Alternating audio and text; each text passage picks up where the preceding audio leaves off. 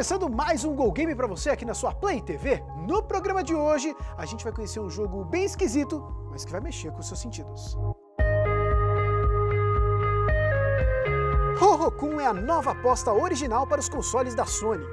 Você vai explorar mundos peculiares, com cores vibrantes e cheios de criaturas esquisitas, a fim de desvendar divertidos quebra-cabeças. E justamente para analisar e contar pra gente um pouquinho sobre esse jogo diferente que é Ho-Ho-Kun, é que tá hoje aqui comigo o Maxon Lima, redator lá do Game TV. Maxon, como você definiria, eu quero já começar assim, como você definiria esse jogo, que é um jogo que tem uma pegada diferente, né, digamos assim, apesar de a gente já ter visto algumas coisas, ele pode até remeter a algum outro jogo, mas ele é bem peculiar. Difícil descrever, cara. Esse jogo ele entra nessa proposta da Sony de abraçar indies, em específico a Santa Mônica, que vem apadrinhando um monte de desenvolvedor independente, a exemplo de Sound Shapes e Unfinished Swan.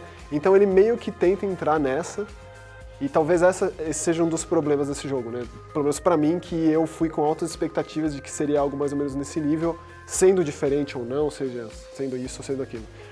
Ele é à primeira vista, um jogo de, sei lá, de passeio, de descobrimento, descoberta. Mas jogo meio musical, assim, como você colocaria nessa? A música ela é importante, mas ela não faz parte dos controles, de qualquer forma.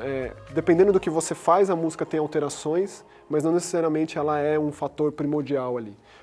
Assim, de cara você percebe que, você vê, né, você controla uma espécie de uma cobrinha, uma cobra com um olho simétrico, um olho só, e ela voa pelos cenários. E aí você, sem uma única palavra, o tutorial é bem legal por isso também, ele explica pra você, sem uma única palavra, o que você faz. Então, tem um botão que acelera bastante a velocidade dela, outro que acelera um pouco mais, tem um botão que pisca o olho, que eu não sei pra que serve, tem um outro botão que ela se auto-aplica um choquinho também, que eu também não sei pra que serve. São coisas que só tornam o jogo ainda mais esquisito, mais misterioso, e que tem o seu próprio charme, assim. Então, num mundo que é um mundo de HUD do começo, que você vai para outros mundos a partir desse, você tem muitas outras cobrinhas que você percebe que elas entram em uns outros portais, que é tipo uma bola circundada por outras bolas, que quando você completa elas encostando, ela abre um portal que você entra. É tudo bidimensional, é tudo colorido e salta aos olhos, assim, é uma cor sem contornos. E ele é realmente bonito, com uma animação dos personagens que são todos esquisitos, que também bem bonita. Então a primeira impressão é isso, você passando por esses mundos, você de cara percebe talvez a coisa mais importante em termos de controle do jogo, que é o contato. Quando você encosta o olhinho da cobra, que você controla nas coisas do cenário ou nos personagens, alguma coisa acontece.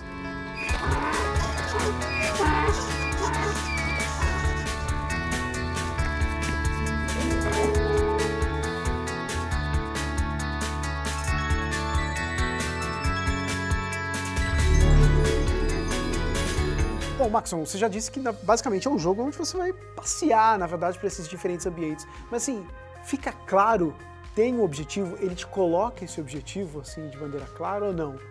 Fica bem disperso mesmo, assim? Não, de forma nenhuma. Ele não é claro na objetivação. Talvez isso seja um problema, talvez não. Esse jogo é um jogo de interrogações, assim, em linhas gerais. Ele tem muitos mundos, são mais de 15, não sei, não lembro exatamente quantos, mas tem vários e tem final. E como você passa desses mundos? Na verdade, você tem alguns puzzles para, na verdade, ir para um mundo desse? Você falou dessa questão dos portais, mas existe algum puzzle para você supostamente partir para um outro mundo que seria uma fase, outra, para tornar o jogo mais difícil? Não? A partir desse mundo inicial, você vai para um outro que te leva a caminhos. Então você pode ir para caminhos diferentes logo de cara. Provavelmente, se você jogar, você vai para um diferente do meu. E em todos esses mundos que você entra, eles são bem diferentes uns dos outros e todos eles têm um objetivo. Tem um objetivo que você tem que fazer para chegar ao final do jogo, e tem outros mais secundários, mais difíceis de entender. Normalmente os mundos são bem vastos, bem grandes, e você pode explorar a esmo, assim. Então, conforme você vai explorando com a cobrinha, você vai encostando nos cenários ou nos personagens que estão lá, acontece alguma coisa. Então, assim, a impressão que dá sempre é que muita coisa já acontecia lá antes de você chegar, e você, chegando lá, altera aquele ecossistema de alguma forma. Se é pra algo bom ou ruim, aí fica a critério de quem estiver jogando. Nada é óbvio, é tudo muito lúdico, assim, digamos. Os personagens são muito abstratos para dizer que é um elefante ou é um macaco. Parece que é um elefante, mas ele é bizarro a ponto Existem referências, mas não deixa claro. Então, e mais os personagens ainda mais humanoides, mais ainda bizarros. Então, por exemplo, nesse caso, você encosta numas abelhas, elas entram numa colmeia, tiram uns favos, e aí você descobre que no meio uma espécie de um coração dessa colmeia de canos, tem uns animaizinhos, uns bichinhos com uma tromba e umas mochilas que eles, quando você passa por eles, eles sobem em você. É uma coisa que acontece muito, que a cobra, como ela é comprida, esses personagens montam nela e você leva eles para outros lugares. Então, assim, por mais que seja cada mundo bem distinto um do outro, é sempre a mesma coisa que você faz em termos práticos. Você sempre encosta, uma fase que tem gente soltando pipa, você encosta em uns, aciona uns sinais que fazem com que um personagemzinho saia de uma cabana e você leva ele para soltar pipa com um amigo dele. E aí, o objetivo primordial de cada uma dessas fases é encontrar o seu amigo cobra que você estava com ele no começo do jogo. Então ele está lá em algum lugar e você precisa, encostando em tudo, descobrir onde ele está. E não assim que você esteja salvando ele ou esteja, sei lá, fazendo alguma coisa relativamente significativa, importante para aquele personagem, você só está mudando aquele ambiente.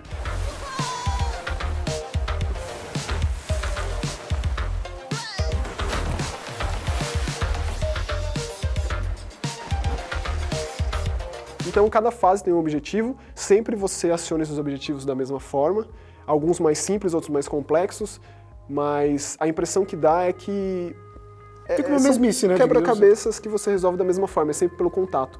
Talvez esse seja um dos problemas, mas um problema que me frustrou mais ainda foi o senso de direção, assim.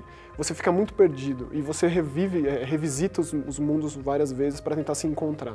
Pode ser que isso não seja um problema dependendo da sua abordagem com relação ao jogo. E esse eu acho que é um dos fatores que fazem a diferença entre você gostar ou não desse jogo. Eu recebi uns amigos em casa que jogaram e, assim, descompromissadamente eles pegaram a cobrinha, passearam pelos mundos, ficaram deslumbrados com o visual, tudo era fascinante. E eu, jogando depois de um tempo, eu percebi que eu queria um negócio, eu via o jogo de uma forma mais analítica ou de uma forma mais objetiva, querendo um começo, meio e fim, e se você vai atrás disso é frustrante, como foi pra mim.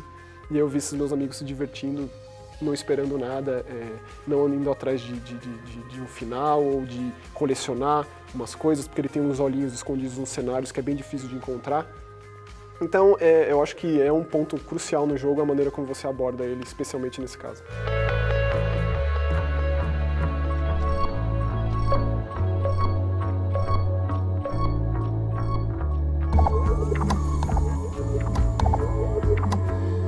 E esse é um jogo que é crossplay, cross-buy. Você chegou a jogar nas duas plataformas, você sentiu, principalmente, diferença, talvez na jogabilidade, alguma coisa de uma para outra? Ele tem também de Vita, né? Então é PlayStation 3, PlayStation 4 e Vita. No PlayStation 3 eu tive alguns paus, cara. Um deles, inclusive, eu tive que desligar o videogame, porque numa tela de loading lá ele travou. No PlayStation 4 não tive problema nenhum. O PlayStation 4 ele tem uns recursos a mais. Por exemplo, você ouve a voz que essa suposta cobrinha ela faz. Um ruído que ela faz, então você ouve pelo controle, então é uma imersão a mais. E sempre que você muda de direção, a cobra muda de cor. E muda consecutivamente a cor do controle. Então são essas coisas que são mera perfumaria, mas dá uma imersãozinha maior no caso do PlayStation 4. Então é legal mais por isso, né? Você pode estar jogando no PlayStation 4, você salva o seu save na nuvem, passa pro Vita e joga no Vita. O Vita é aquela coisa do Vita, né? Não depende da qualidade da sua televisão para ter uma qualidade melhor do jogo, então a qualidade é sempre muito boa e nesse caso as cores ficam ainda mais vivas. É um jogo bonito, cara, bem animado, assim, ele não lembra tanto outros jogos nesse sentido. E parece que cada personagemzinho tem uma animação própria e independente. Se você chega num lugar cheio de gente, eles estão fazendo alguma coisa. Tem uma fase lá do fundo do mar, que tem umas esponjas, quando você toca na esponja, abre o mar e você consegue ver um caranguejo lá. E você pode perseguir esse caranguejo até a concha dele cair. Isso não faz nada pro jogo, não é esse o seu objetivo lá, mas é uma animaçãozinha legal de se ver.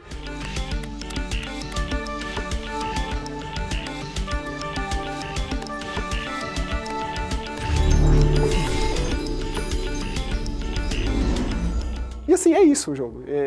Ho-Kun é basicamente isso, essas coisas que vão saltando aos olhos e vão te chamando a atenção de alguma forma, e você pensa, o que é isso, cara? Uma experiência visual, basicamente. Tipo, quebra-cabeça simples, é um negócio que instiga essa curiosidade, mas se você chegar ao final você não vai ter resposta nenhuma para nada, você não vai entender o que significa Ho-Kun, você não vai entender o que essas cobras estão fazendo lá, ou o que é esse mundo, ou por que você interfere no mundo. Você não vai entender absolutamente nada. Se você é um cara que procura mais perguntas do que respostas, então o jogo pode te agradar e fazer você talvez olhar para si próprio e pensar como que você joga videogame, às vezes até rever um pouco isso.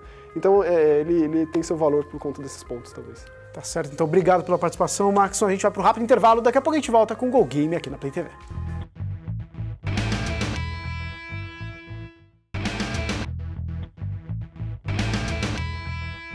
O Go Game já tá de volta e a gente conferiu no primeiro bloco uma análise de Ho-Kun, um jogo de puzzles cheio de esquisitices e fases peculiares. O jogo está disponível para PlayStation 3, PlayStation 4 e Vita. E se você quiser conhecer outros jogos independentes exclusivos dos consoles da Sony, dá só uma olhada nessa lista de outros títulos que a gente selecionou para você.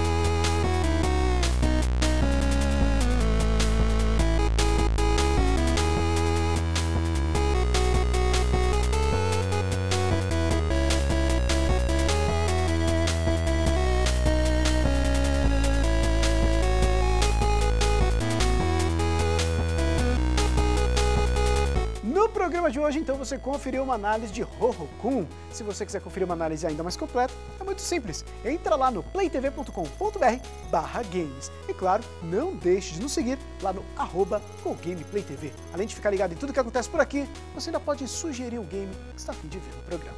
Até semana que vem. Tchau!